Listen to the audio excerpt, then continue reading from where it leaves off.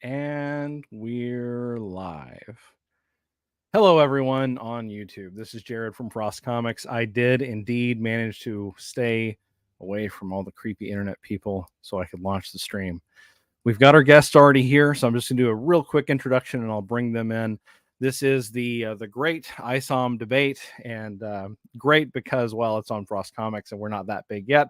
And debate because we're probably going to have more of a discussion. I want everything to be fun and lighthearted and not really be a life or death screaming match. No grave twerking will be permitted. I'm saying that for Sam, of course, but I kid. So without further ado, I'd like to bring in my two guests. What's up, Anime? And welcome to the chat. Here is Sam G. Silver and Alvin, aka Rippaguy 808. Anime, there will be massive bowls of chili, but only after the debate. That is the post-debate party where we will have the massive bowls of chili. Thank you for joining us, Anime. So let's go ahead and get started. Let's go alphabetically. Alvin, if you would give us just like a quick 2-minute intro to let us know who you are, what you do, and what you're into. All right, I'm first. My name is Alvin. I go by Ripaguy808 on social media channels such as X, YouTube, Instagram. I'm part of the Ripaverse fandom, I guess. I've been away from comics for the physical comics for a while, but I've been watching the MCU, DCU, and that's where I kind of got into comics again because of the film.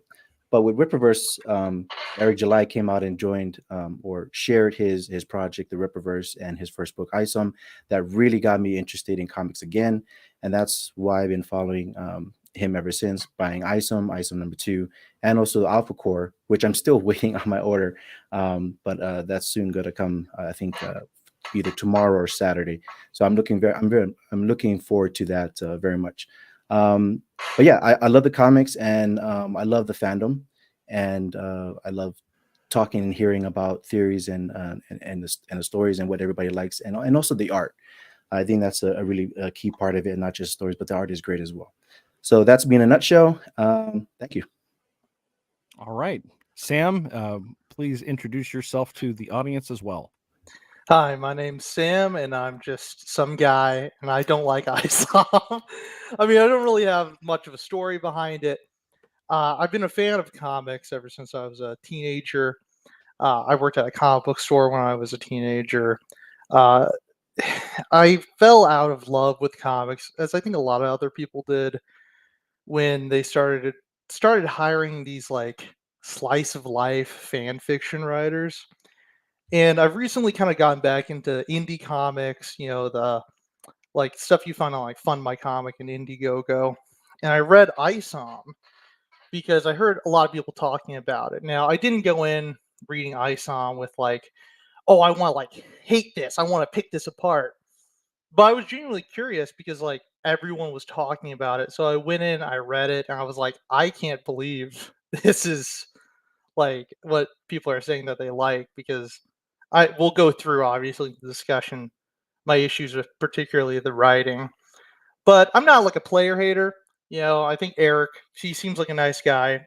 I think his business model, having the like pre-order instead of the crowdfunding is great. I've heard nothing but good things about shipping and fulfillment. I think there's a lot of things to look that he's done as like a model of what these independent creators should do, but the actual product itself, I think, is just not good.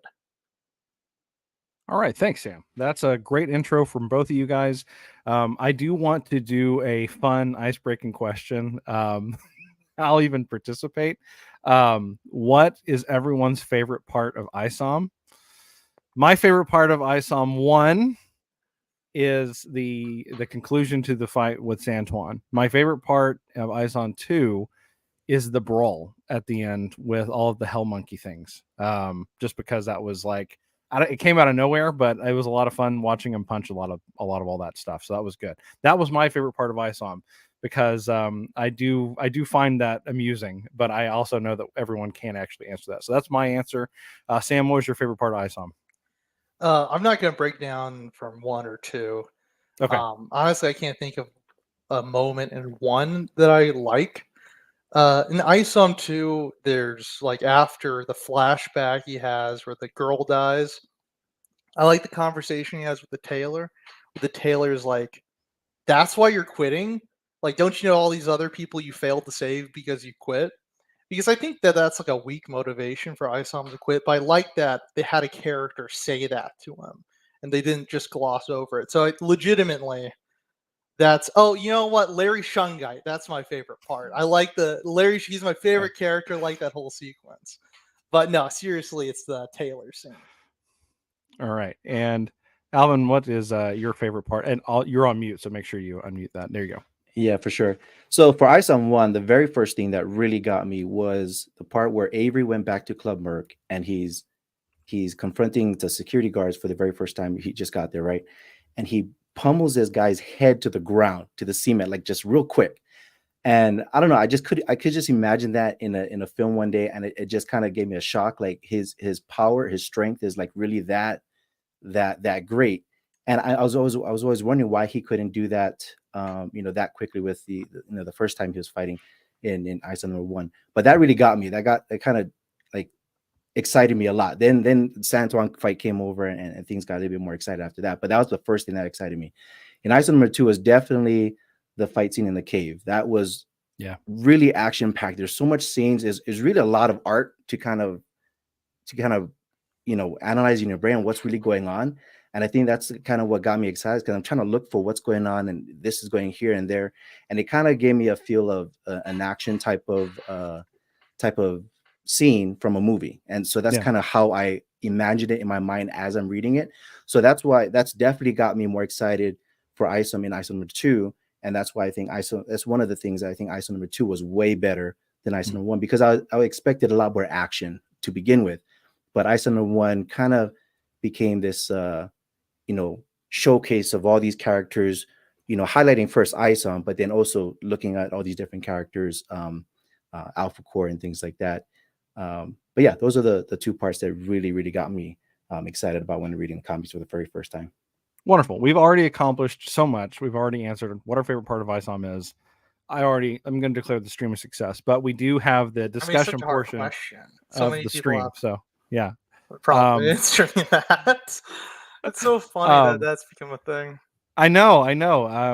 I still think that kind of just happened. That kind of came into being from the magic of the Fund My Comic Discord. That's a story for another time. But for now, I'm going to mostly step back. Like I said, I'm kind of here as a moderator. I don't really think I'm going to need to moderate because you guys are really chill. But I really just want you to just talk Isom. As you've mentioned, Alvin, you're not like a writer, you're not a critic, you're just a fan who loves superheroes and comics and stuff, and that's awesome. Sam, correct me if I'm wrong. You are working to reach publication. You're not published yet, but you are an author and editor, so you're looking at it from kind of that perspective. Also a fan, so it's a little bit of a different angle that you guys are approaching this from, right? Yeah, I mean, maybe I look at it more in terms of like structure and flow and pacing. But the first time I read Isom, I wasn't thinking about that. I was just thinking about reading it because I like reading comics. Yeah. So I don't think I'm necessarily coming at it through that different of a perspective. Right. Okay. So I guess I'll go ahead and just kind of get this started and give you guys the floor. I might even see if I can just remove myself. But for Isom and for like I guess from a writing perspective, because I know that you're not an artist, you're a writer, Sam. So this is less about like the art and more about the the writing and the dialogue and things like that. Alvin, I'll let you start off. Like, what in as far as, let's just focus on like plot, unless you want to go a different direction, talk about like the way the characters interact and stuff like that. Like, as far as the story of Isom, what about that? What draws you into it? What do you enjoy? And what makes you a big fan? And then I'll let you guys kind of play off each other and kind of talk about it. And I'll step back. Like I said, I don't expect it to get heated because you guys are chill. If I come back into, I'll come back into, but I'll let you guys take the floor from here. Well, I was going to say real quick, I think yeah, we should go ahead. touch on the art, because I am no artist, and obviously Cliff Richards can draw better than I ever can draw. But Me too. I agree. I don't think that means you can't criticize it. And there's, the art's a key part of the storytelling of a comic. And I Yeah. feel like there's several moments in Isom where I feel like the art fails the writing more than the writing fails the art. Okay. I mean, I have no problem with you going that direction at all. I just think, from your writing background, that's where my head was at. But you can certainly go that direction with it too. I have no problem with that at all. I'm sure you're cool with that up too, Alvin. Yeah. Well, if we want to get into the art, I do agree that ISO #1, the art was a little. It wasn't. I don't know how you should say. Modern realistic. I prefer modern realistic type of art. Like if I could, if you ever heard of Hunter Ninja Bear, Chuck Dixon Ninja Bear. I want to look it up. Chuck Dixon is on that with a few other writers and artists. That type of art, I really, really like. And so I guess preference would be I would love that art. And that art really went well with the story. And it really fulfilled my imagination of where it was going. So for Isom, I didn't see a lot of that type of realistic, high quality art, if you could say that. But then I'm not no artist either. Although that wasn't my main focus of reading the story, that did account for a little bit of the excitement. Maybe I mean, it's a comic. It's supposed to, the art is, I would argue, almost more important than the story, especially when it comes to like marketing. I think a lot of people buy comics based off the art. You want to see good looking pictures. I think my big problem when it came to the art in Isom 1 is that it seems very generic and uninspired, and the characters are very stiff. The action feels more like posing action figures instead of like people moving. I didn't really feel any movement in it, if you get my drift. No, I could definitely see that. I can agree with that. Yes. One part in Isom in the very beginning where he's fighting the guys in Club Merc when he first sees Darren Fontano, there's a scene where he punches this guy in the rib, and there's like this action scene, like Mortal Kombat type of action. I thought, wow, that's very cool. I expected that to happen throughout the Isom book, but it didn't.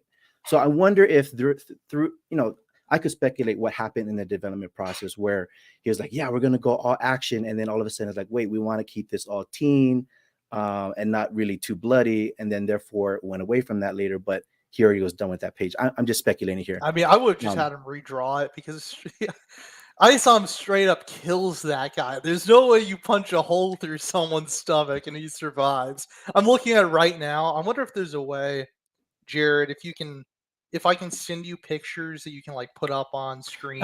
Is there any, can you actually, I can, you can share your screen and I can let you present that here if you want to.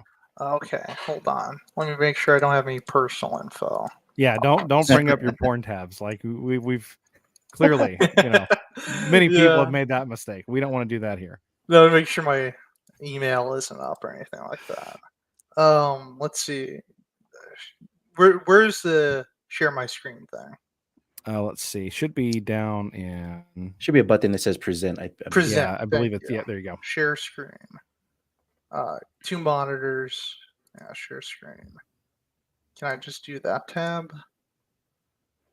Okay. Do you see? Yeah, there we go. Perfect. Yeah, this. Perfect. There you go. This panel right here. I mean, that dude explodes. Is that so? Is that literally that off? Is that an entrail up there? That is. Well, no, I think that's his dreadlock because he has like. Oh, yeah. Thick dreads. These. Yeah. These are always like tough guy dreads. These are the dreads you see on like unwashed people, and then like boom, fatality. He's dead, crack, and you even see like blood splattered right here. So he's definitely hospitalized at the least. Yeah, that gave me Mortal Kombat vibes right there. For real. Yeah, I mean, so this is actually something I had an issue with reading it because like we're supposed to believe Avery's the good guy. This guy's just doing his job. Avery did throw the first punch. He did attack the first person. He has no right to be at the club. I mean, if Darren says you gotta leave, it's his property. And then he just kills a security guard for telling him to leave. It's it's a funny moment in the way that it shouldn't be, because it does. You are right, Alvin. Like, it does set a tone that is not followed through with the rest of the comic. The rest of the comics, like your typical, like, I would say like rated T for teen book, but right here it's like bloody explosion, crack. There's his ribs. Yeah, for sure. So as But far that as like the what happened there? Open up. here we go. Okay. Yeah, you got it. Did So as far as like the so from like a storytelling perspective, so this this creates like a disconnect for you guys, you think, or where would you go with that? what do you mean? Well, so you see this blood explosion and then everything else is tame. You think that like cause an issue with tone or Oh, absolutely. I mean, I think tonally it's kind of all over the place. This creates kind of a disconnect in terms of it being appropriate, if that makes sense. Like, I noticed I reread all of Isom 1 today, and I got like halfway through Isom 2. I Hmm. noticed Isom 2 has a lot more like implied cursing, especially at the beginning. I'll see if I can bring it up. There's, they bleep it or they, censor it, but it feels like they kind of shifted that tone in between ISOM 1 and 2. But the whole thing is inconsistent in my opinion, because the first issue, it seems like it's going to be this street level, almost like a classic Luke Cage comic, like that level of, ISOM's super strong, but he can't fly, he doesn't have magical powers, and he's fighting a gangster. I mean, that's a Luke Cage comic at that point. Now, I'm not saying that in like a bad way, like you ripped off Luke Cage or anything. I'm just saying it's like that style. And then issue 2, bam, fire monkey demons in the Right. security house, and it's like, where are we going with this? So What does this have similar to do with Jasmine? question then. So Alvin, when you're reading ISOM 1 and you see like the the gore punch or whatever, you see that and then it's scaled back. You're still obviously a big fan. Did that make you say, well, wait a minute, or like what were your thoughts when you were reading that? Like what was going through your head when you were reading that? Right. Well, for the very first time I saw that, and that's my expectation for the rest of the book. Like he's gonna Yeah. fight and he's gonna do some damage, Yeah. which we kind of expected already from the pre-order campaign for all the trailers and what to expect of a character fighting gangsters and things like that. So it wasn't necessarily a turnoff, but I was like, where's all the other action? Yeah. I went like a few other pages. It's like, wait, is that the only time I'm going to see that? But then I kept reading, and there was other things that interest me, and so therefore that action or that gore scene didn't really become a turnoff eventually, because other things kind of interest me, like the storyline, a little bit of where things are going. Darren Fontano and Avery, just the way I don't know, it's something about Avery and the way he acts is something that I can relate to. It's kind of like, I don't know if I could reference him to other people or friends or people that I've noticed in high school or growing up, but it reminded me of certain people and how they wouldn't take crap from nobody type of attitude. And so I could relate to that. I could see that. And that mostly interests me going forward about this character. And then on top of that was, his superpowers, then wondering how the heck does he even get these superpowers? And then we're talking about all these other exit characters. Where are they getting their superpowers? Then now my interest goes further even more about this, what could be of the Ripaverse comic universe. And so what I also really like is my expectation from Eric July is all these characters are going to have canon and continuity. There's not going to be major changes just for the sake of changes. It's going to be based off of what they have planned or what they already have on the back end of what these characters are supposed to be. And they're going to lay them out page by page, book by book, as the comics come out. So with my expectation, that's what also gets me excited. I'm going to invest my time in this character, and I'm going to see a little bit more of it play out. And I'm not going to like see some big change or some big die off or anything like that. So that also picks up my interest in the whole Ripaverse comics. So you're hooked in the knowing that there's not going to be like a rebirth, a new 52, a new thing like that, where it's like there's a reset button. You're invested because there's not going to be anything that just flips everything back up, flips the cards back over. You like the fact that it's going to be one continual story, right? Right. And plus, Yeah. too, when I got into the comics with Ripaverse, that also jolted my interest in, hey, let's buy all these other DC and Marvel comics, things that I missed out throughout my teen and so forth. So when I started buying stuff, I started asking questions. Okay, let me buy a Hulk comic book. All right. Now there's different types of Hulks. Which one do I start with? Then I go and then I go into a local comic book shop, and I ask them, which Hulk should I get? And one person tells me this, and another person tells me that. Then I'm like, where am I going to go with this? And so I know that the expectation is I'm not going to see this happening with Ripaverse. There's a comprehensive timeline that's already built into the code of ethics. So whatever's happening in the storyline, whether happening now or whatever is in the past, is always going to be that way. And that's why I was so excited when the Saska sisters were brought in as lore masters recently, which is they're going to make sure that any new stories coming out, whether from other writers or from themselves, is going to follow this timeline. So there's no difference of who these characters were or was or is. It's just going to be that is them. So that's what I really like. And so therefore, again, Isom number 2 was way better than Isom number 1. I agree. I'm hoping Isom number 3 is going to be way better than Isom number 2. So there's a progression there. And I'm already hearing reviews from others about Alpha Core, about how I see a majority of them being good. I do see some other people saying that it's really junk. And so I can only wait till I read it and find that out for myself. Yeah. So again, those are the things that I kind of like about it. Alvin, what would you rate Isom 1 and then Isom 2?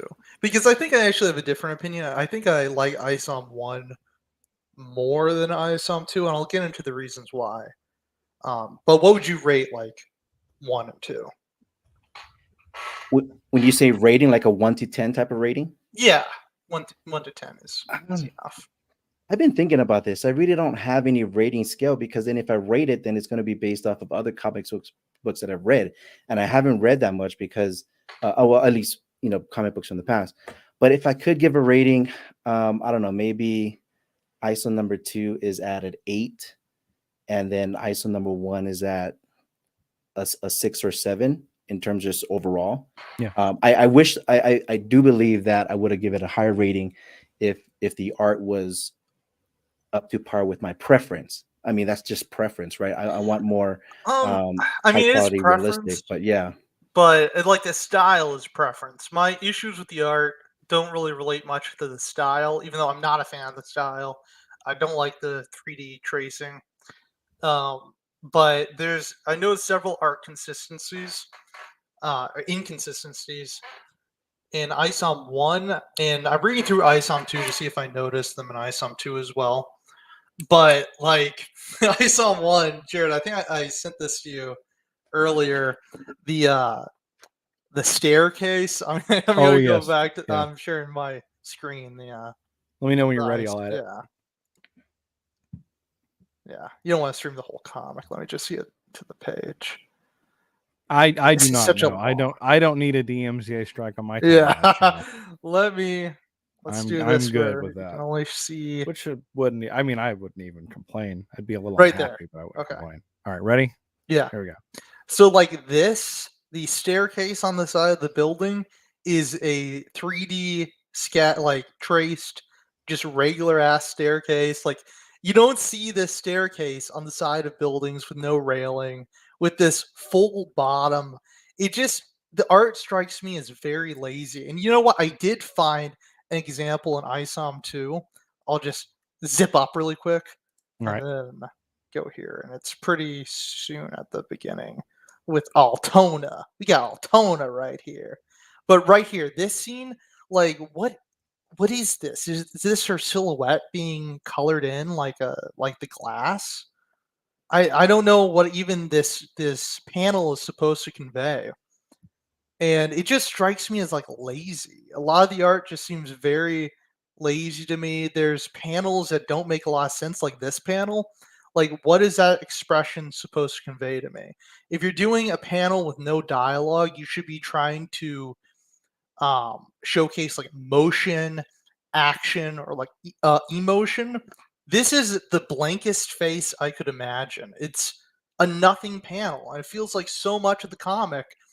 I mean, the comic, I think, was it Isom 2 is like 120 112? pages, about Something, 112, yeah. something like that. 112 around there, yeah.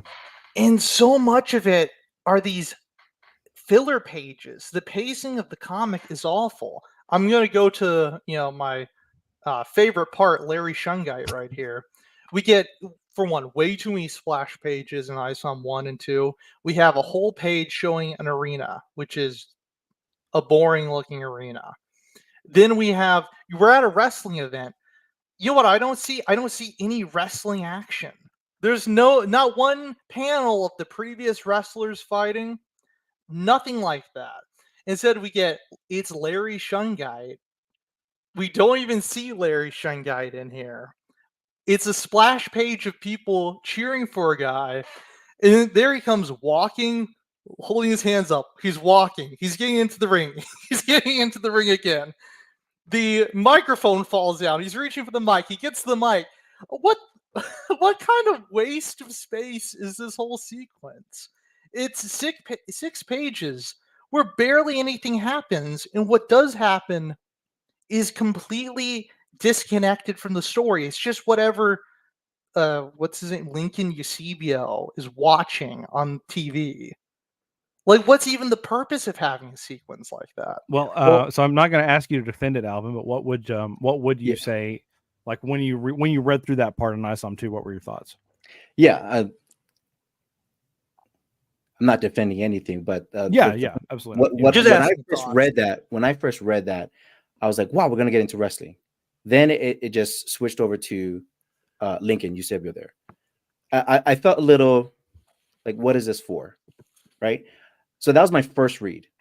Then I read it again. Then I'm like, okay, it came out Larry Shungite.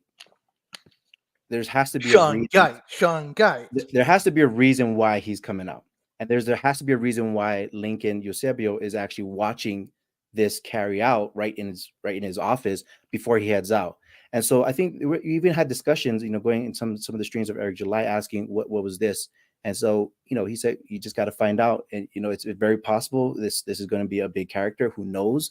I do like the fact that we're getting into the wrestling world. That's growing up. If I wasn't in comics or games, I was watching WWE, WWF at the time. So Yeah. the Rock, Stone Cold, those are my favorite characters. I remember D-Generation X, Undertaker, all-time favorite from the beginning.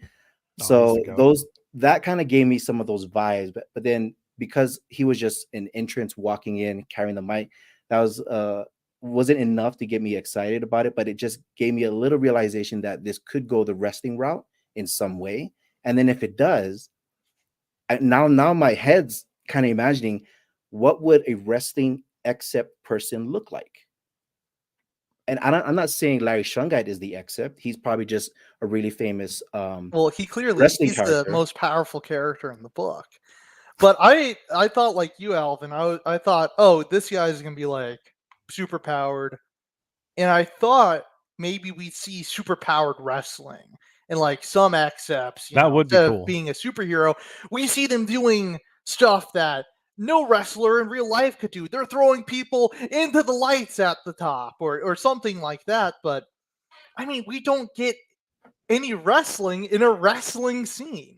And I know what you're saying, that like Eric's saying, well, I guess you'll just have to read more.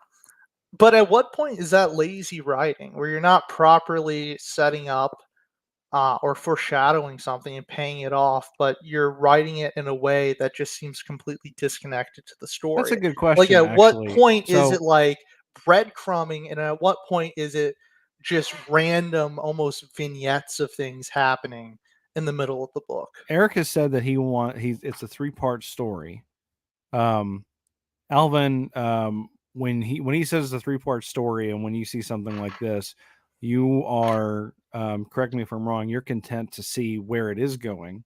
Yes, Sam, when you see something like this, you're wondering, okay, because you can't see the script, you have no idea if it's going anywhere or where it's going, so you don't know if there's going to be a payoff or what there's going to be a payoff, right? Yes, but I think what's important to kind of highlight here is that this is issue 2, but these aren't like typical, 20, 22 page, even 32 page comic book issues. We're dealing with trade paperbacks. We're dealing with the first one was I think 80 something pages, and the 96. second 96. 96 pages, and the second one's 112. Altogether, I mean, we're over 200 pages. We're close to an entire year of a typical comic book run, and really nothing's happened in the story. And Well- I look at something like this, and I look at all the plot lines that have been set up during this first arc. I don't see that there's a way to pay off all those plot lines that have been just introduced randomly. I mean, Alvin, do you remember in the first Isom issue at Club Merc, there's those 2 random people. It's for 2 pages, and they're like, we're new to this town, and we're gonna have to find out info. And then they're not in the second issue. They're not when Oh, they're yeah. not there when Isom breaks into Club Merc. They're like never referenced again. Yeah, so those 2 characters is actually they're Lillian Renashi and Michael Copper. Now I How do do you see know the that?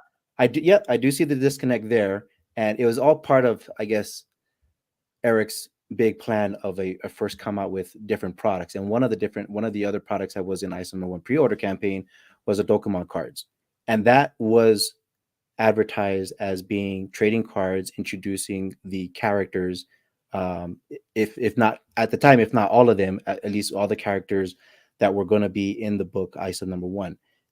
And they're all in there, so you would have known about them if you got the cards. Now granted, yeah, you might not know them first week, but if you do follow the fandom, if you do follow follow Eric July and all the other people who are talking about Ripaverse, you'll eventually hear of it. I do see that, Do you think those that's 2. bad writing though? I, To I have don't. to buy like an answer. How much were the cards, by the way? Oh, 100, I believe. $100? I forget. Yeah, I think it was around that. How many cards did you get? It was a collector's item. How big It are the was cards? 10 cards, 5x7, lenticular design. That's pretty big for a card. It is. Yeah, it is very big. I don't have it with me because I'm traveling. But Oh, well, thank you for joining us while traveling. no worries. But I do like the cards. It did give a little insight of the background of these characters, where they're from, their height, their name, whether they're from Earth or not. That's just a breadcrumb right there. You might want to check out those cards soon, and I'll probably share some of those cards in my YouTube channel later. Just haven't had the time, but that's how you would have known of them. Usually in a first appearance, like you would see their names in the panels, right? The characters show up, and then Lillian Renashi and whatever, Mike Cooper, Or Michael you Copper. could just have them have some other character mention Like their name in exposition. dialogue, Right, correct. some Yeah. kind of introduction. But Right, so- like to have to read like a card to understand these characters in 2 pages that aren't even in the next issue. Do you not see how that's poor writing? Well, again, I don't have anything to reference of what bad or good writing is. I mean, That I've been wasn't. away- Let me phrase it differently. Go That ahead. wasn't jarring to you. No, that wasn't, because wasn't, okay. I had the Dokemon cards, right? So Okay. when I saw these characters, I saw the Dokemon cards. So everything just kind of makes sense within, like, I don't know, an hour of reading and seeing the cards, right? So that was helpful for me. And I think, yeah, you might say, okay, if you had the money, then you would have been in the know quickly. Sure. But again, this book is, Eric July is looking for long term. He's looking for building the universe little by little and not just give you everything all at once, which kind of adds to the excitement. But I can see how some people do not like that. They want maybe 50% up front and then give me the other 60, 75 later on. So I guess maybe it's just preference. It right now for me, Isom the one, how it was presented, because I got pretty much everything, it made sense. Isom number 2, whatever I could afford, it still made sense for me. And so I guess the term you would say is content with whatever is being presented in the pace that it's being presented by the writer himself.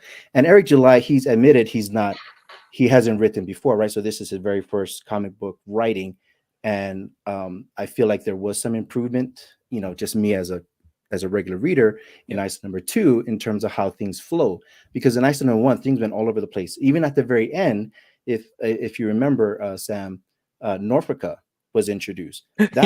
There was no advertisement of those characters at all. But then in my mind, I was thinking, we're getting 10 Dokemon cards.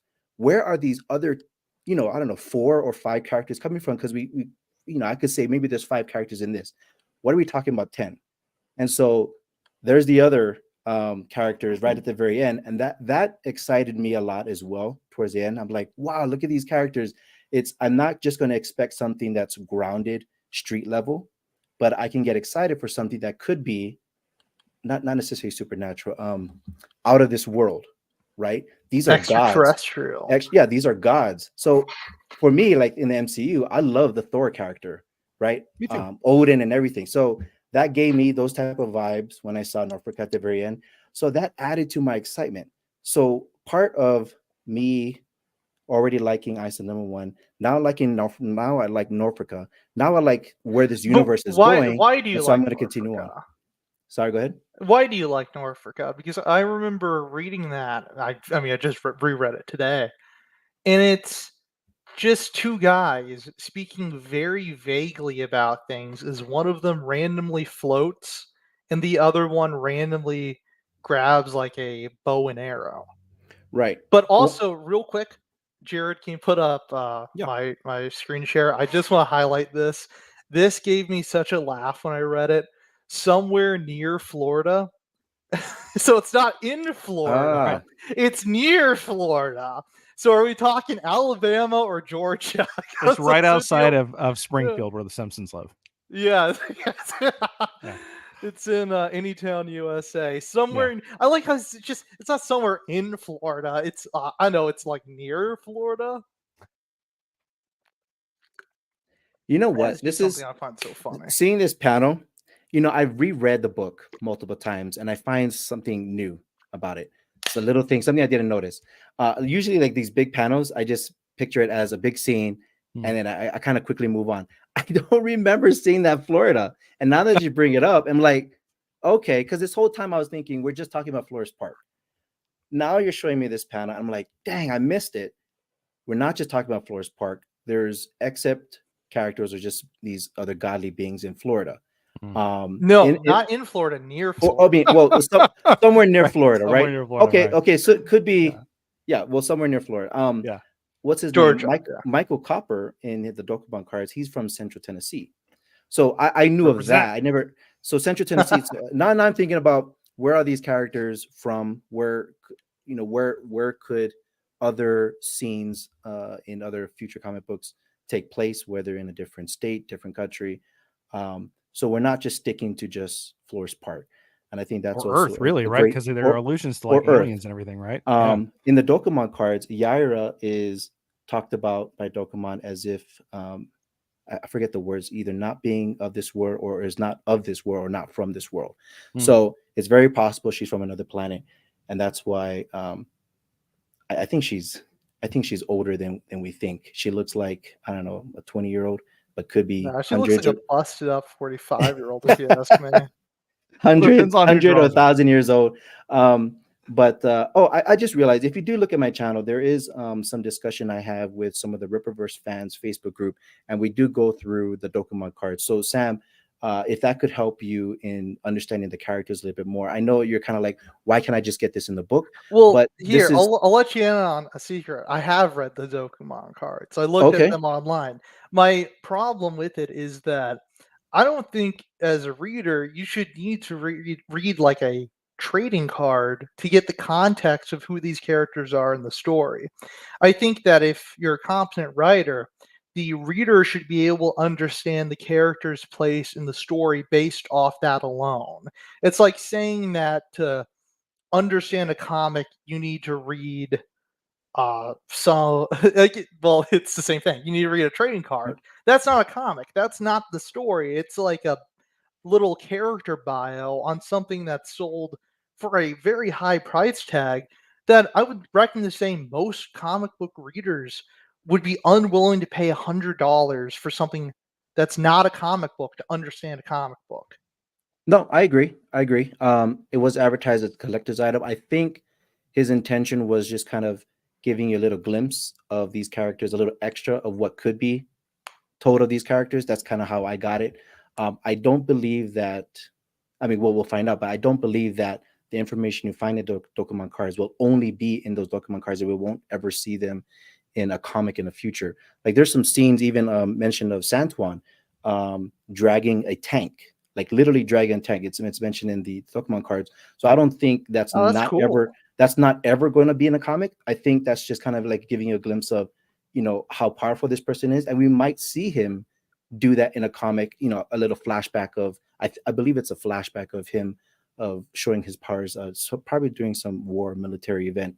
But he is a exit for hire, so he could be hired by, I don't know, some gang or organization out in a different country, and that's where we see him dragging a tank. Can I But spoil yeah. something about Alpha Core to reinforce your point? Ooh, is it really a spoiler? Because I didn't read it No, yet. it's not. It's just something cool. Okay. Spoil everything right now. Do it. Well, I would love Put to, the whole but comic I can't be that big of a dick. I haven't read it yet, but I did flip through it. And the trailer is in the book. So like they animated scenes from the book. I expected the trailer, which I actually thought was kind of interesting. So it kind of goes back to what you were saying. You might actually see that in the book since you've seen it in other Rippa media. Yeah, but I mean that's different, right? That's a piece of promotional marketing for a that's like saying you see like a movie trailer and then the scenes are in the movie. That's expected. It's not like the scenes in a $100 trading card. Well, I don't want to hop off. I don't want to hop off the fence. I truly don't. But I will bring up something that was widely critiqued a couple of years ago. If you go back to, let's say, Rise of Skywalker, what did everyone give them endless amounts of crap for? The introduction of Palpatine's return through Fortnite. Right, like that. Everyone was like, well, this is retarded. Now, I'm not saying that Eric doesn't have like Alpha Core and Fortnite, thank Christ, but yet, that's true. Maybe one day he'll be having Isom floss dancing on Fortnite, but right now he isn't. So Red Letter Media has famously said, if I have to go outside of the movie and read a comic or a book or anything to learn what happened in the movie, then it's bad in the movie. So Sam, you would prescribe to that, I assume. Well, I would prescribe to that to like an extent. Mm-hmm. I think that if you're watching like the third movie in a series, it's expected you watch the first two. But in terms of like the medium that originated in, like if something originated in a comic, you should only be able to like read the comics to understand it, not the video game they made based off the comics. You know, just the same as in a video game. If you're playing like a sequel, you shouldn't have to read the tie-in comic book to understand. And so, yeah, I would say I agree with that. So, Alvin, if you agree or disagree, would you say that would generally be the case?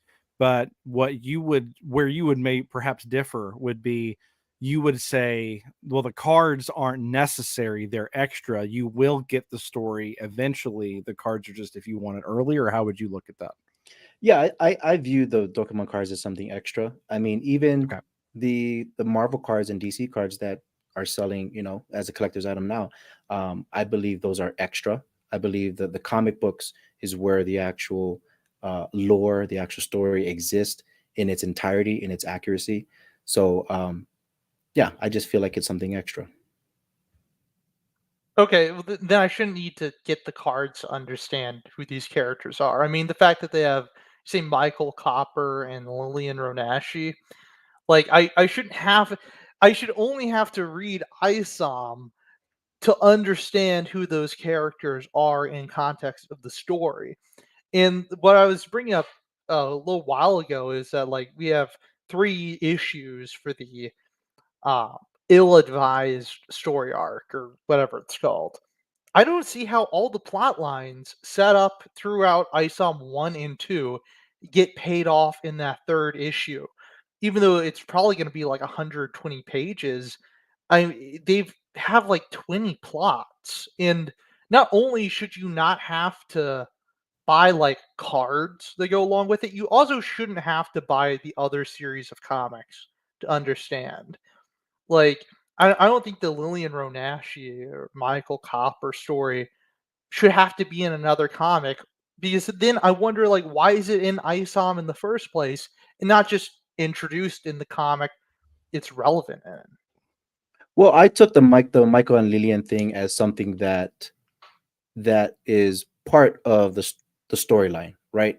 That's what I took it as. And when I saw the cover C for Alpha Core, that kind of gave me, okay, this is gonna link somehow. Maybe Lillian and Michael are actually doing something. Alpha Core sees it happening. Now they're in a fight with them somehow. So I haven't read the story yet, but I would expect Lillian and Michael in the storyline somewhere, if not a couple pages. But I don't see them as their own separate story yet. But Do you I feel expect like to see them appear in Isom 3? I'm not too sure yet. Hmm. I'm not Do you sure. think it's a problem if they don't? Like, at what point does it become a problem that all these plot threads are introduced and never paid off? Well, he did say that ISO #1 was just going to like introduce the universe, the Rippaverse universe, and kind of just be the stepping stone of what's to come.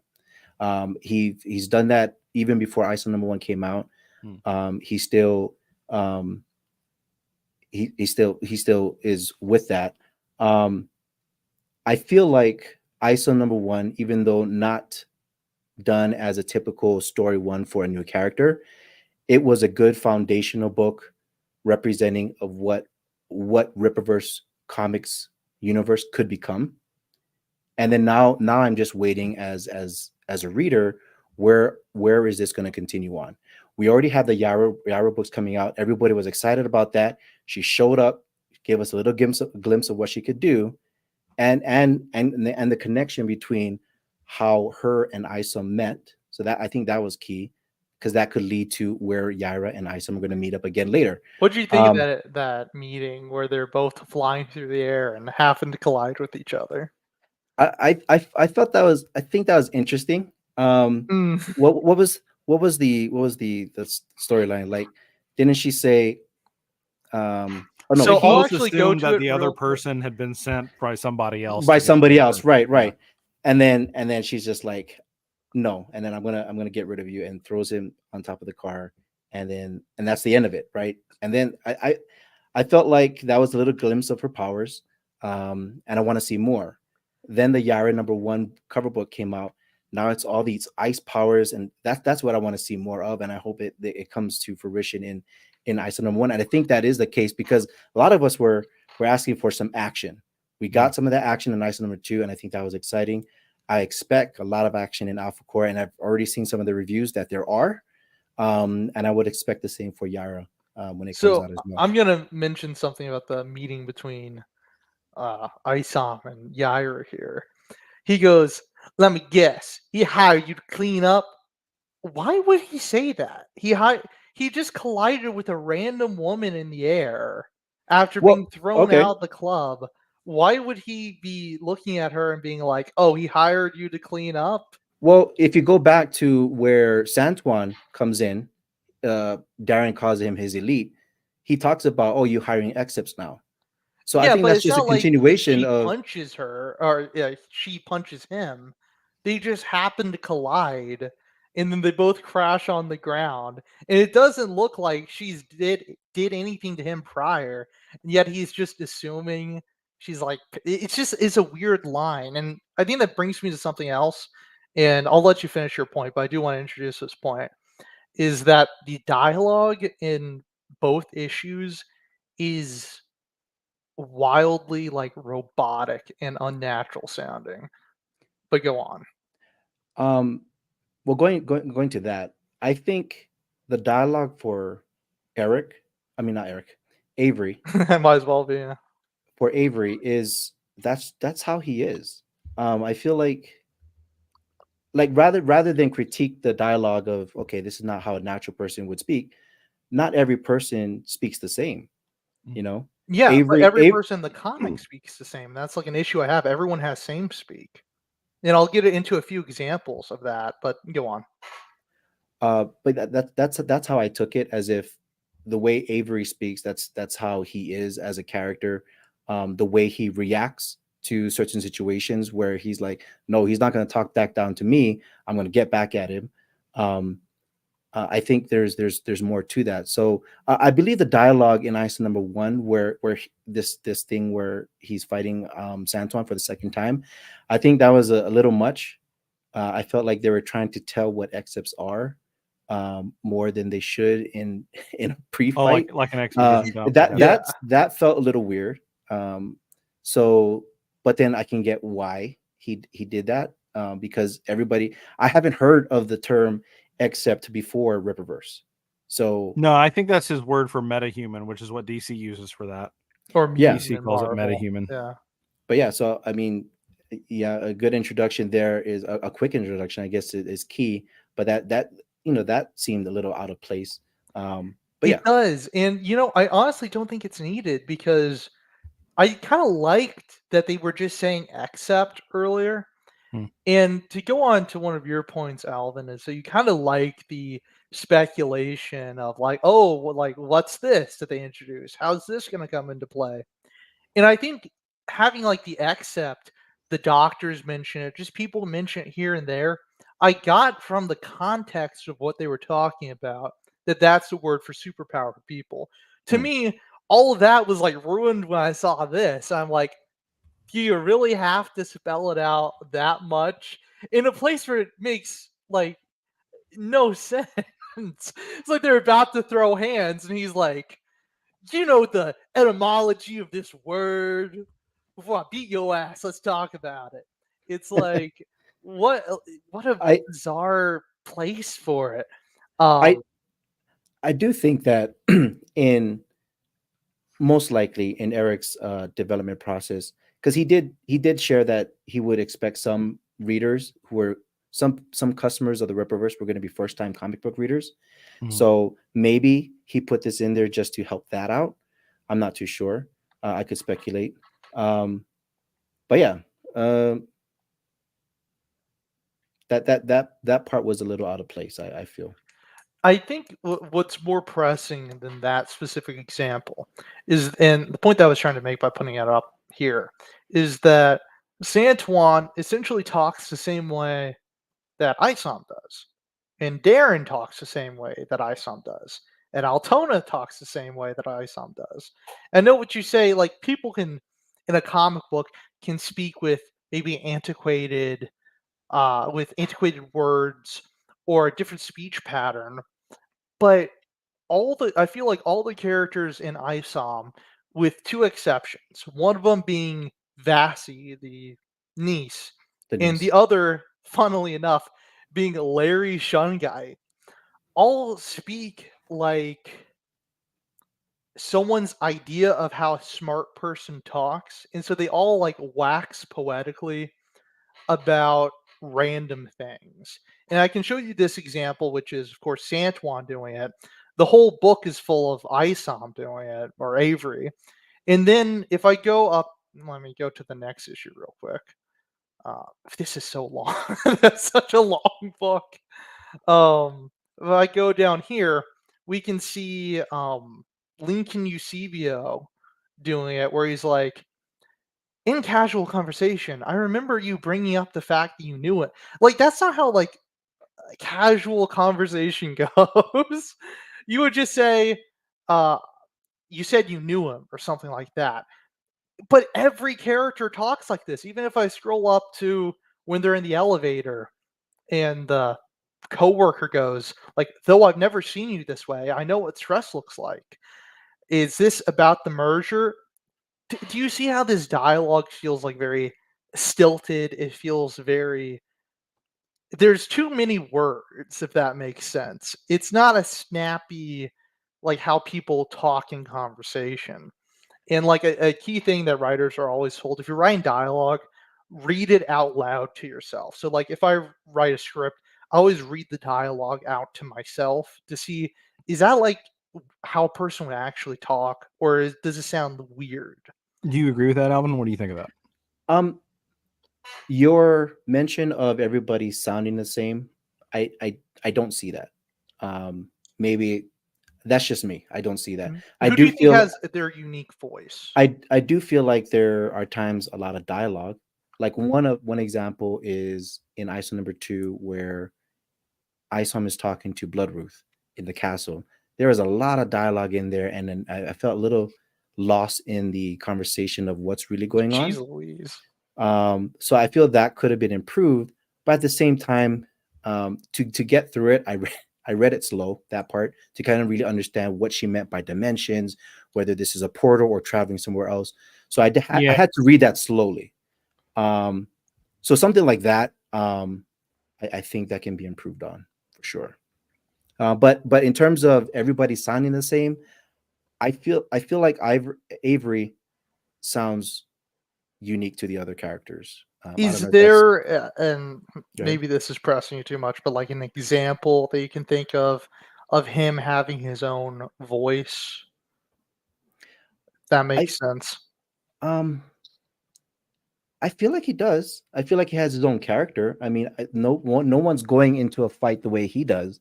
Like he's it's almost like the littlest thing will get him, and he's just going to go in and start beating up people. Yeah. Right.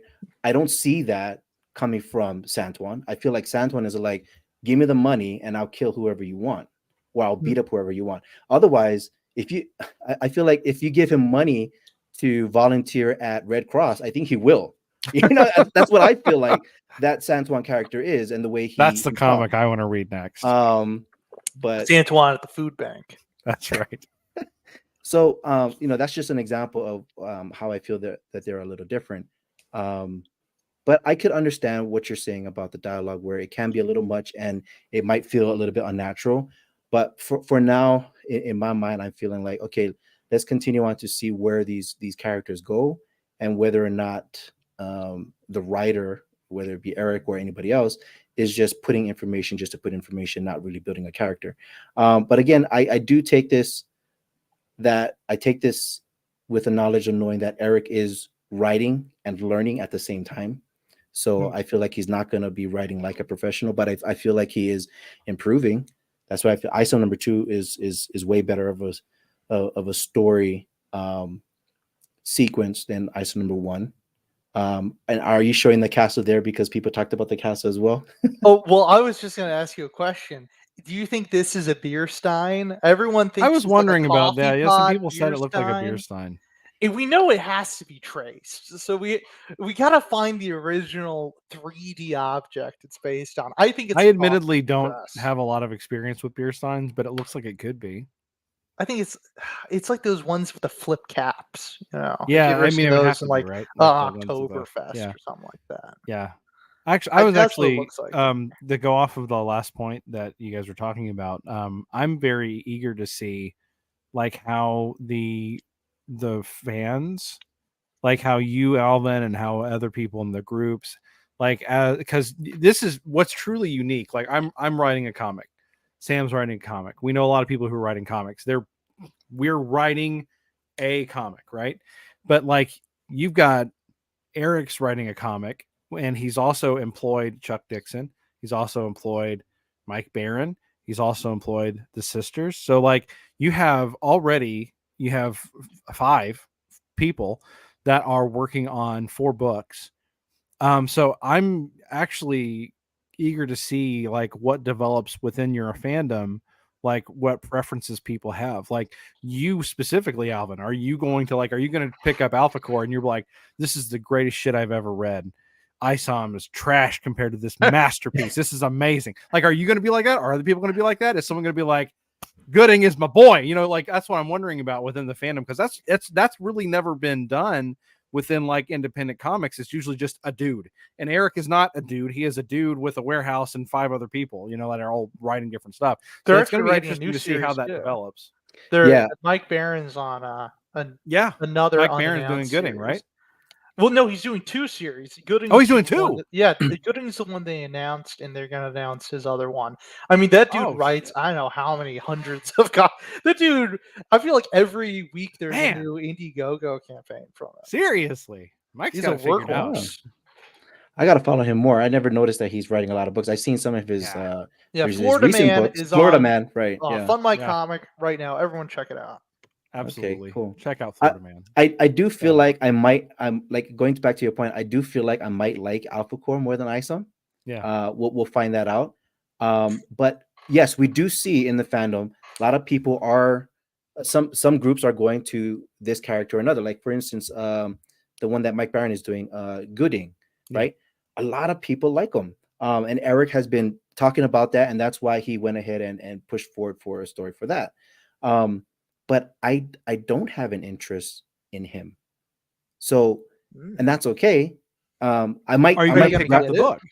I might pick up the book because I think if I'm not mistaken, it's going to be a one shot for that Gooding book. Okay. So there could be a lot of information in there, part of the Rippaverse universe that are only going to be said in there, right? Yeah. Collector's item as well, if that's going to be just a one shot book for Gooding.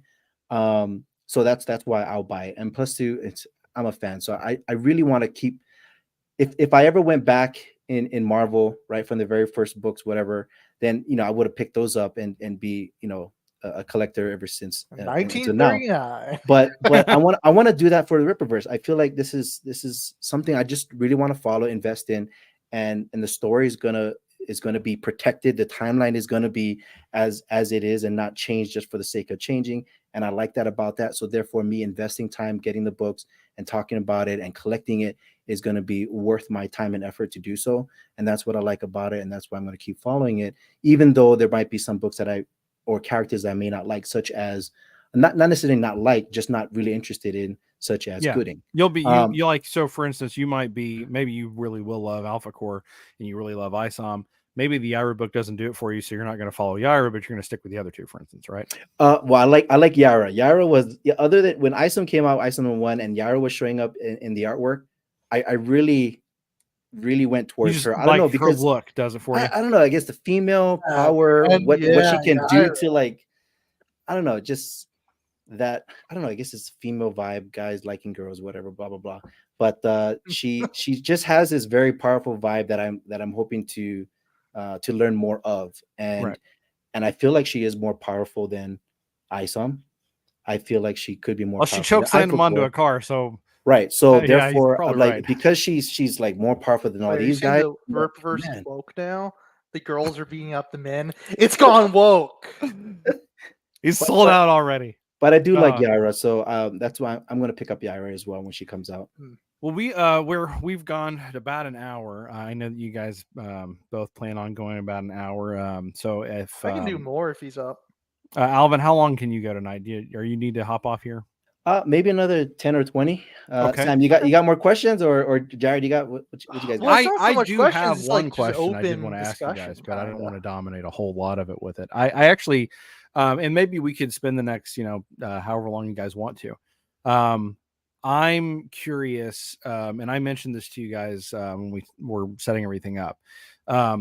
So Alvin and Sam, from like your different perspectives.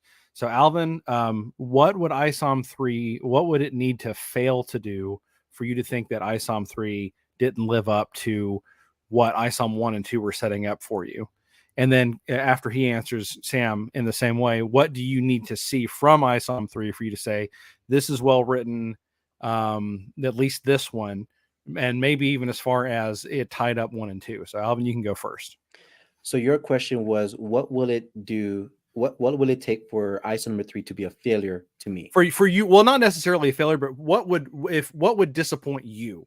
Oh, what would disappoint me? Yeah, because I think it will probably, because his goals have been met really easily. Like his goal was 200,000, 300,000. He's smashing his goals easily each time. I don't think it'll fail. But like for you as a fan reading it, like artistically, like what would it need to do for you to be disappointed? Like what would disappoint you if they don't do something or whatever in 3? What would disappoint me is less action. And if they don't continue the Bloodroot and Isom thing going on, I feel like the arc is gonna have some some big event with the monsters where Isom and Bloodruth is going to, I don't know, either kill all of them or some big event where it's going to hurt those beast guys. um and also not knowing a little bit more of Isom's power. I feel like their Isom is holding back a little bit more. I don't know why, whether it's the writing or just his character. If they could show just a little bit more of what Isom's power really is, I You feel know like what he that's, can do. yeah, what he could really do. Yeah. That will be like, okay, boom, I'm gonna wait. I'm gonna look forward to the next story arc of Isom. Or even if there's some big event where Bloodruth has some big power showcase, then that'll make me look forward to possibly a Bloodruth book if that ever was to come. But yeah, those are some of my expectations for Isom number 3. If it goes some other direction, that would be a real turnoff. I don't know. It's like an introduction to some other character, and it's mostly going that way as opposed to not figuring out what happens with the beast guys. The resolutions me. to stuff that was set up into an exploration more of what Isom can do, kind of Right. more of a focus on that. So that's what. So if it fails to do those things, you'll be personally disappointed in that. Yes. So you want to see that stuff. Okay, good answer. Good answer. Sam, what about you? I'm going to mention something real quick. I find this very indicative of a key issue I have with Isom. Yep. With everything Alvin just said, and throughout all this discussion, neither me nor him have brought up Jasmine at all, who is the entire reason the entire story kicks off, is that you got to make sure, Mrs. Newman gets her daughter back so Mama Isom don't get mad at him. And everything that Alvin said, it's like, yeah, you want to see a resolution of him fighting the demons. I mean, I guess that is the more exciting story. But everything set up in Isom 1 was this intrigue about Jasmine. Like, oh, is she a hooker or is there something deeper? What's going on? And then in Isom 2, it's completely dropped except for one throwaway line by Darren when he's like, yo, bring me Jasmine. And then, like, going into Isom 3, are we even going to have a resolution to that, or is it going to be completely dropped? Because it was pretty much completely dropped from 2. And this is what I mean by introducing plot threads and they just peter out. I feel like that's all of Isom 1. If you look at the beginning of Isom 1, my problems with the book start from page 1. The first 3 or 4 pages are police officers talking and a guy getting shown a phone and going, "It's her." And that seemingly has a zero connection with the rest of the book, and it's not paid off in book 2. Jared, I'm not sure if you've read Alpha Core, if it's paid off there. Not yet. I don't know yet. Okay. I took it out of the packaging as we got onto the stream. It got here. Okay. But those are major issues for me. So for Isom 3 to be good, not only does it have to do what Alvin was saying of like what he expects. And I think that's the thing. What he expects to be paid off is what they introduced in Isom 2 with him in the cave and with whatever. What's his Sam? Is his farmhand's name, right? I think so. Hey, Sam. He has those like tattoos on his back or burn marks or whatever. They have to pay that off. They have to pay the Bloodruth thing off. I wouldn't have taken him home with those back tattoos, by the way. I'd be like, nah. Yeah. You need to go to a church first, and then you can come see me after that. Maybe they can go to another That's another issue I have with Isom 2 is that it's just Avery going from person to person until eventually the cave fight. But I'm not sure if we have time for that. But all these plot threads are just opened up to where, let me go through a count in my head. So from everything introduced in Isom 1 and 2, we have the Jasmine storyline. We have the Projexis thing with Lincoln Eusebio. We got Larry Shungite. We have the fire monkey demon things. We have Sam's weird back tattoos. We got the Michael Copper, Lillian Ronashi buying the club. Maybe, who knows? We have Yaira versus Alpha Core, which I guess is just going to get continued in their own book. And we got We have something else. Oh wait, yeah, Norfolka. We got Norfolka. We're just shoved in the back of Isom 1. And I don't see how you pay all that off in issue 3 when issue 2 ends on a cliffhanger of the fight's going to continue. I mean, how much of issue 3 is that going to take up? To then go back to the Jasmine story, which Isom doesn't seem to care. No character seems to care about Jasmine right now, which was the whole inciting incident in the first issue. But I would say for it to be well written, it would have to pay off those lot. plot threads Right. introduced. At least the Jasmine plot thread, because that's the whole kickoff of this storyline. Yeah, personally, just as a fan who was reading 1 and 2, that was in the back of my mind the entire time I was reading 2. I was thinking, well, where is she? Where is this going? So I am very curious if that's going to be paid off in 3 as well. I want to see if I can find the panel where Darren. When does Darren mention it? Because they're fighting. I believe it's fairly early in 2. It's been a minute since I've read 2, but I think it was fairly early because I don't think Darren had too many appearances. He punched Isom's sister in the face. Yeah, he punched I thought Altona. was hilarious. It just comes out. I was shocked about that. I was like, oh snap! If Avery hears about this, and he did, and I think he's like, I'm gonna get at him real good.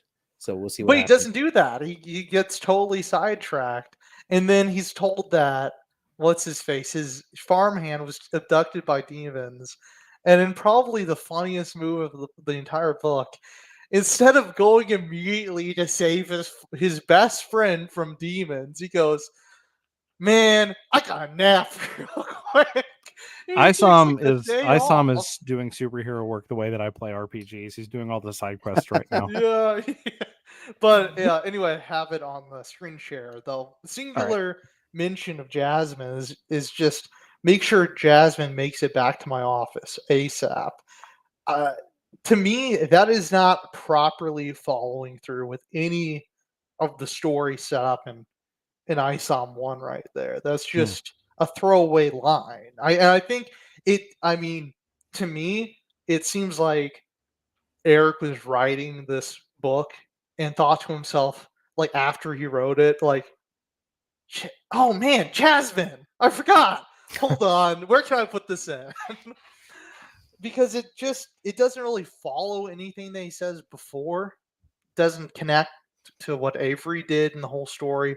And you bring up, Alvin, you bring up that when Avery hears about it, he, flips out and he's like, I'm going to take care of business. Which, oh my God, this is so weirdly broken out right here. Yeah, right. Very funny, this line, just an app. I've never answered the phone and said just an app. But he goes and it's broken up right there. It continues. See, it like cuts in the middle of the scene. It's a very bizarre thing. You think that this page would be right after the one where he's like, I'm going to kill you. That part surprised me because I did not expect him to go for the gun. Yeah, he's a superhero. He can punch a hole through him. Why is he grabbing a gun? And then he tucks it in and he puts on the sunglasses. And I'm not sure, Alvin, if you've ever heard this term. It's called Chekhov's gun. And it's this common like trope in storytelling where if you have a gun, it has to go off in the story.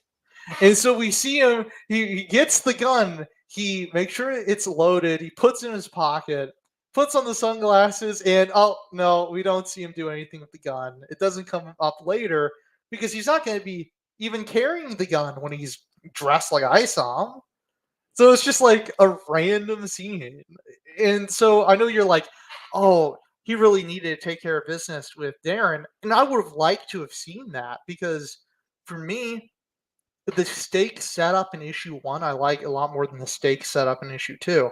Knowing that his family's in danger from this gangster is something that I can grasp in a way where it's like, okay, I understand Isom, his emotions through this, getting upset, his motivation, and his drive to take care of Darren.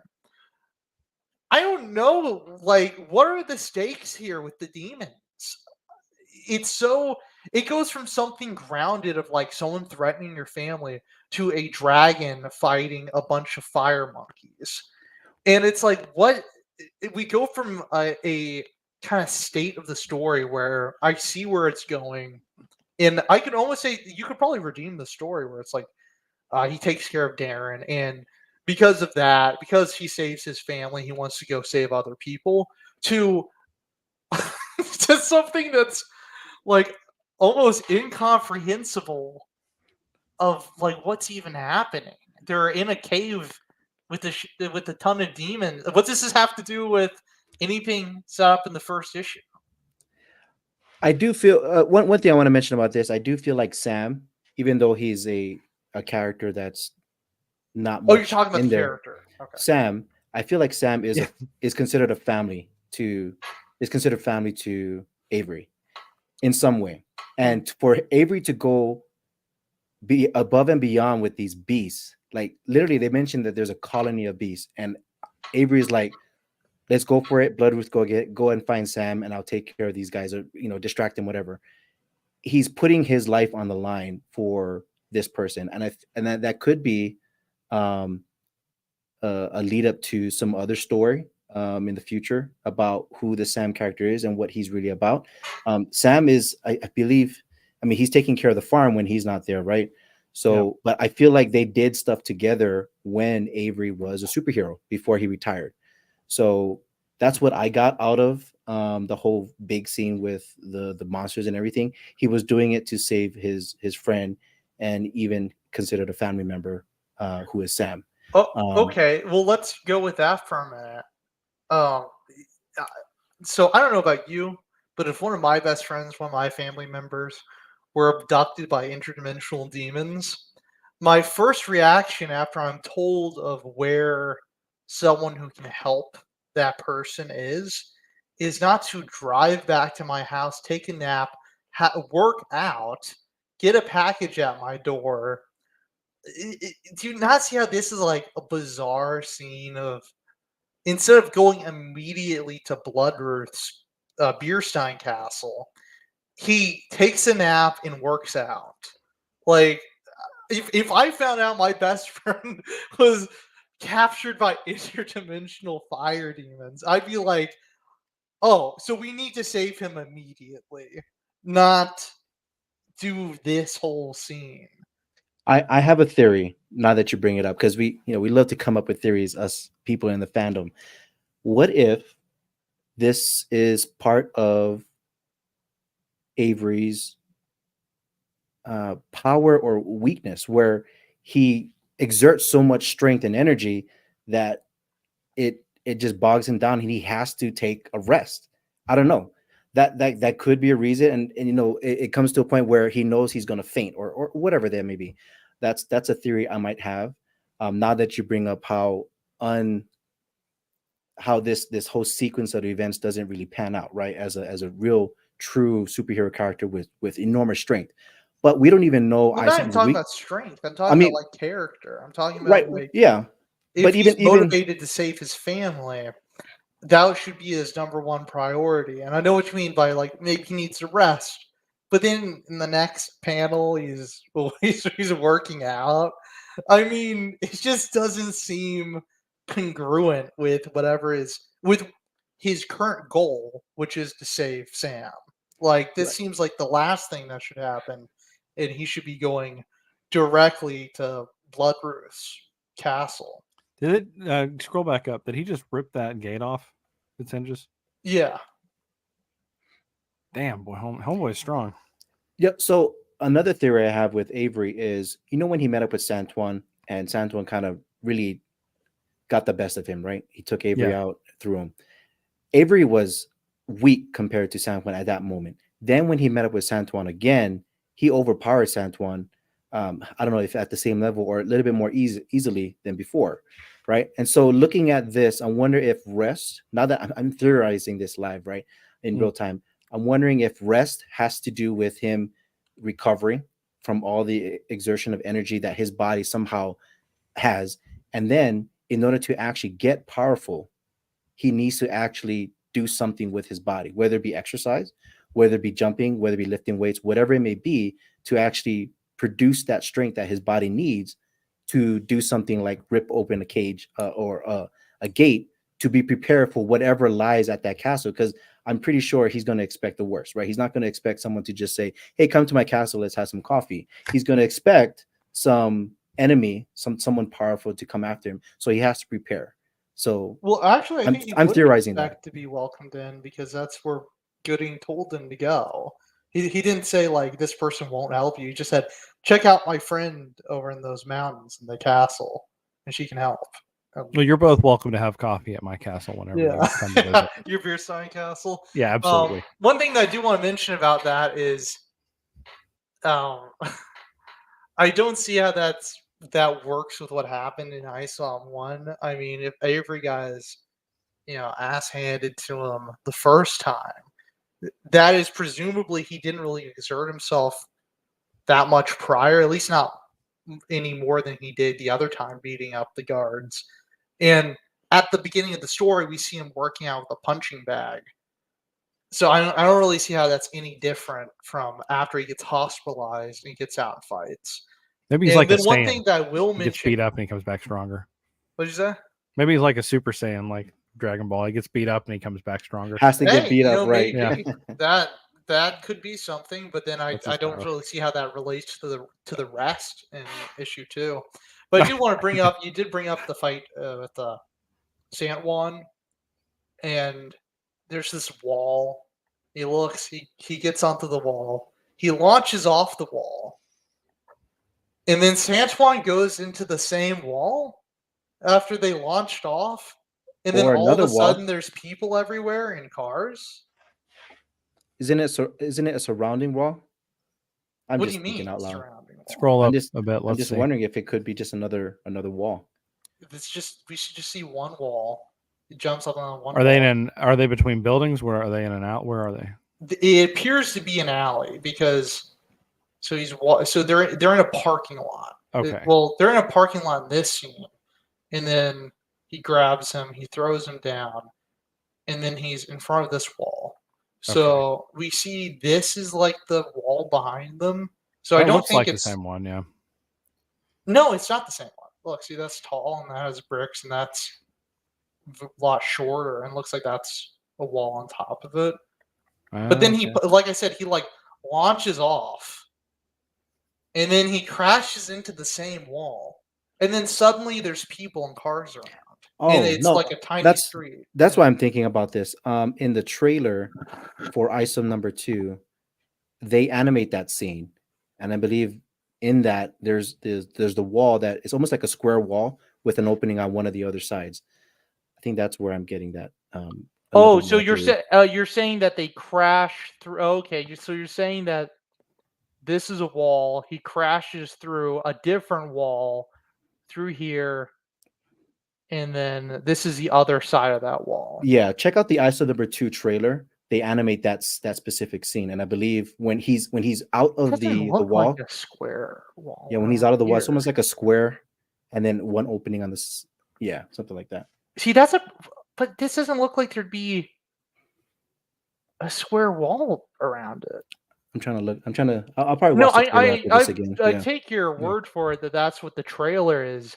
But what I'm saying is, in the comic itself, where they're supposed to illustrate it, they don't. It's not Yeah. here.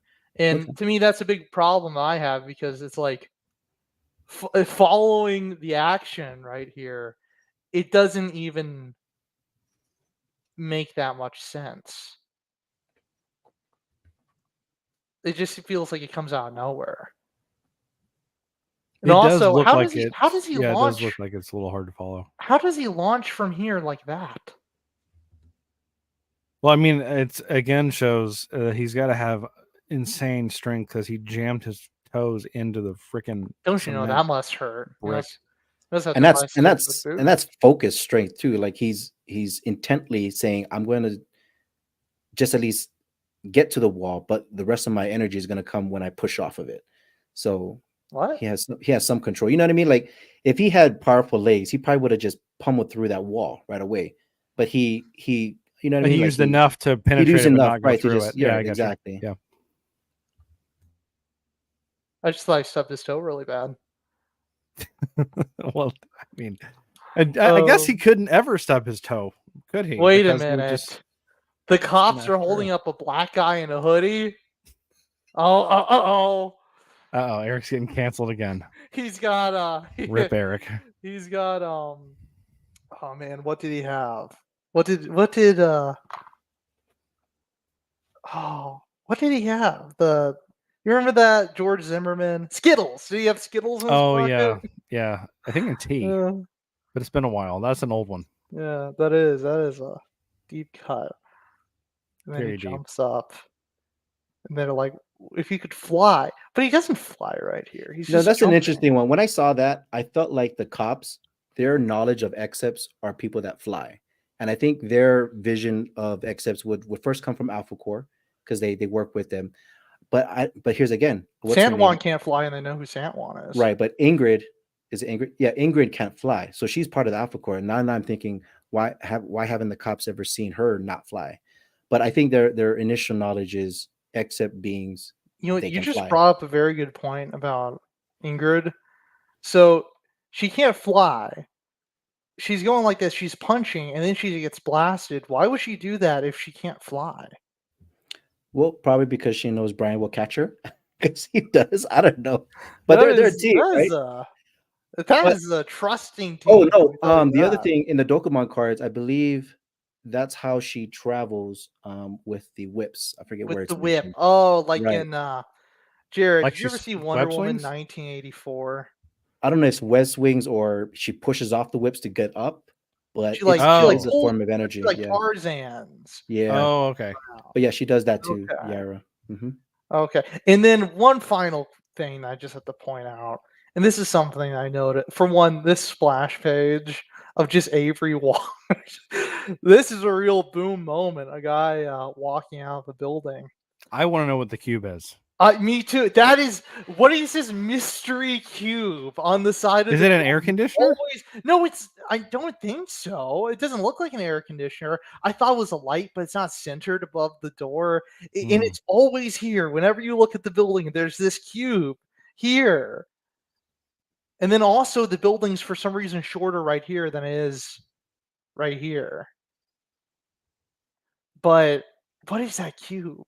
And also the security the security building also has a bathroom with a shower, which I find funny. But I just want to find out what this cube is. Alvin, Maybe that will be what we find out. Alvin. In I know Isom you 3. guys do a lot of theories. I genuinely want you in the the Rippa fan Facebook page. Uh-huh. I want to hear everyone's theory about what the cube is. Can we get Let's that do it. trending on the Rippa fan page? I want people demanding Eric to Like what? explain Hashtag the Rip a cube?